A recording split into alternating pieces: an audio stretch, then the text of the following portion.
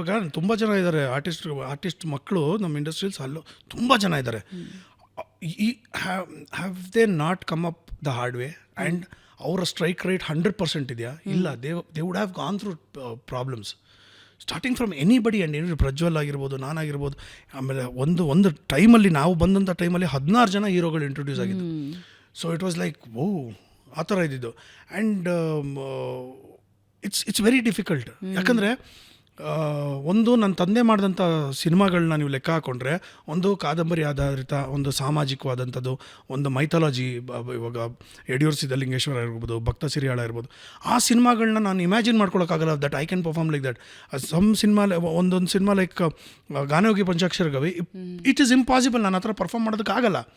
So ಹಾಗಾಗಿ ನಾವು ಬಂದಾಗ ನಮ್ಮದೊಂದು ಬೇರೆ ಟ್ರೆಂಡ್ ಇತ್ತು. ಏನೋ ಒಂದೊಂದು ಡಾನ್ಸ್ ಬಿಕೇಮ್ ವೆರಿ ಹೈಲೈಟೆಡ್, ಒಂದು ಫೈಟ್ ಬಿಕೇಮ್ ವೆರಿ ಹೈಲೈಟೆಡ್, ಒಂದು ಹೀರೋಯಿನ್ ಜೊತೆ ಒಂದು ಮಾತುಕತೆ ಬಿಕೇಮ್ ವೆರಿ ಹೈಲೈಟೆಡ್. ಸೊ ಈ ಥರ ಇದ್ದಾಗ there is a change over. And